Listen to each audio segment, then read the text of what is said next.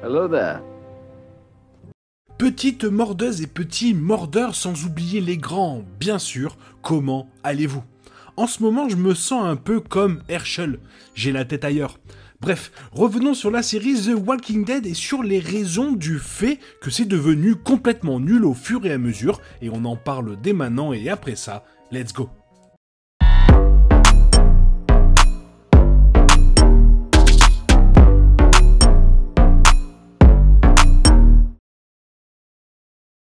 La saison 11 de The Walking Dead a marqué la fin d'une époque non seulement pour la franchise Walking Dead, mais aussi pour la télévision dans son ensemble. Mais le final aurait pu être encore plus percutant si la série avait été beaucoup plus cohérente. Quand il s'agit d'émissions qui redéfinissent la façon dont la télévision est faite, il est difficile de ne pas énumérer The Walking Dead avec des titres comme Game of Thrones et Breaking Bad.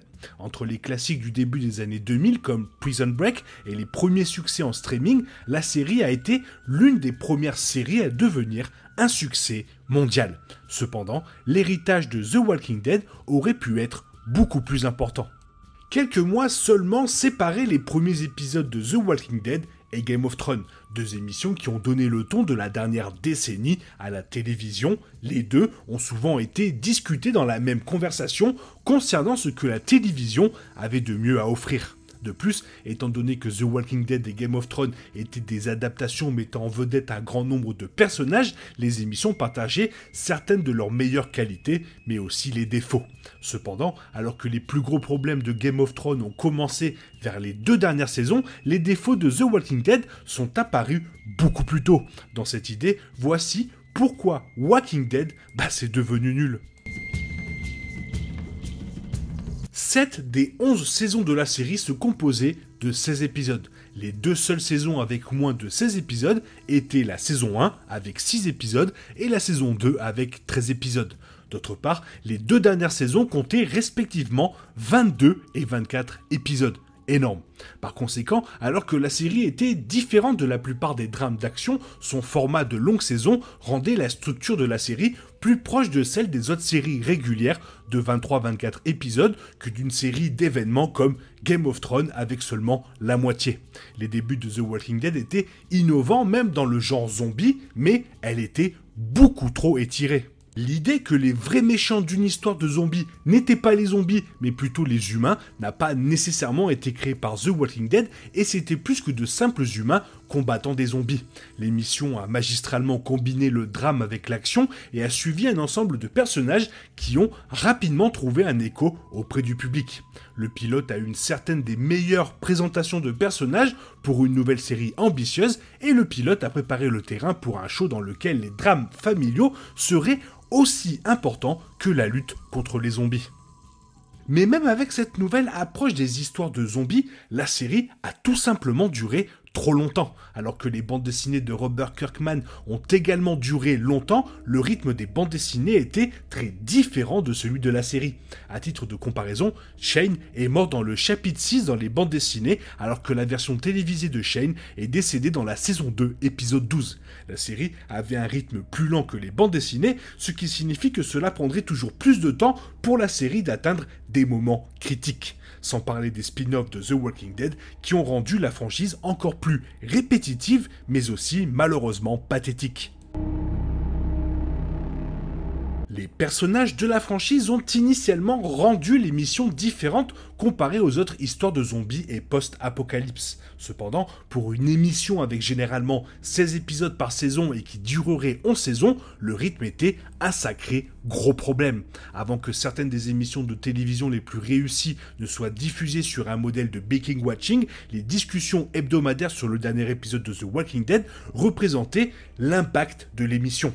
Pourtant, The Walking Dead suivait souvent un épisode choquant et bourré d'action avec beaucoup d'autres plusieurs épisodes dans lesquels les personnages marchaient et parlaient pendant 40 minutes, ce qui a été tout simplement un gros problème. Les grands moments de la série, ceux qui allaient être des points de discussion avec des potos pendant toute la semaine, ont commencé à se perdre parmi des dizaines d'épisodes dans lesquels rien ne se passait. Malgré le nombre de personnages et d'intrigues dans les bandes dessinées, The Walking Dead n'a jamais demandé trop d'épisodes par saison, et donc il n'y avait tout simplement pas besoin de faire autant d'épisodes par saison. Et même si c'était pour du développement de personnages, Game of Thrones ou Breaking Bad nous ont montré que c'était possible de mettre en avant des personnages avec très peu d'épisodes par saison. Fear the Walking Dead, qui imitait beaucoup des qualités et des défauts de The Walking Dead, avait un problème similaire, voire c'était pire. Le rythme lent par rapport aux bandes dessinées et le fait qu'il continue de fonctionner sans fin de partie claire ont fait perdre à la série une grande partie de son impact sur le grand public. Lentement, The Walking Dead a cessé d'être une série événement que le monde entier voulait regarder directement pour ne pas être spoilé par les frérots ou autres. The Walking Dead avait alors attiré un large public, mais la série a pris des décisions diverses et variées, étranges, que même ceux qui n'ont jamais cessé de regarder la série ne pouvaient pas comprendre ni même expliquer. Exemple, la mort de Carl dans la saison 8, qui est peut-être le plus grand exemple des erreurs de la série. Bien que l'émission ait plusieurs fois changé le destin des personnages par rapport aux bandes dessinées, sans parler des personnages créés pour les séries, comme Daryl, la mort de Carl n'avait aucun sens. La mort de Carl n'était pas quelque chose venu des bandes dessinées, ni quelque chose que la série demandait. Le fait qu'Andrew Lincoln ait quitté The Walking Dead peu de temps après a rendu la mort de Carl encore plus étrange, car Carl était un successeur naturel de Rick et aurait pu être le nouveau chef de file de la série, et en plus, il était hyper cool comme perso. Étant donné que Michonne de Danai Gurira a également quitté la série, la mort de Carl reste la pire décision, la plus bizarre pour la série.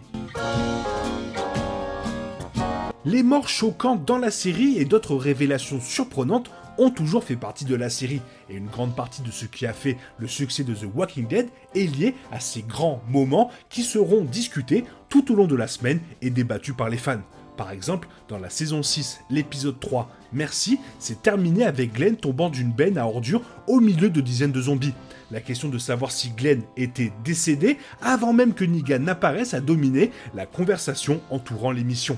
Cependant, au lieu d'utiliser ces gros cliffhangers pour élever la série, The Walking Dead a commencé à trop s'appuyer sur l'idée de « on se revoit la semaine prochaine, prenez patience ». Cependant, l'épisode suivant n'a pas du tout révélé ce qui est arrivé à Glenn. Au lieu de cela, la série a opté pour un épisode de flashback axé sur ce qui est arrivé à Morgan entre les saisons 3 et 5. Une histoire indépendante qui aurait pu être placée à tout autre moment de la série. Par conséquent, le sort de Glenn n'a été révélé que 2 semaines plus tard. L'émission a continué à doubler ses cliffhangers, le plus grand exemple étant les débuts de Negan.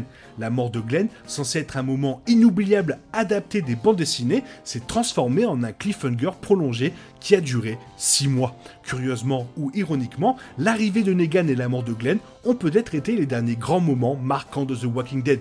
Perso, moi j'ai décroché à la fin de cette même saison, et toi, est-ce que tu as continué à regarder ou est-ce que tu t'es arrêté ?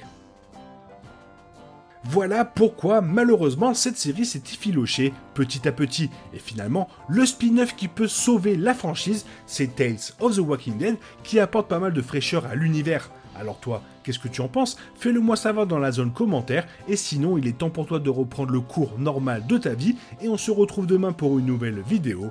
Bisous bisous, bye bye.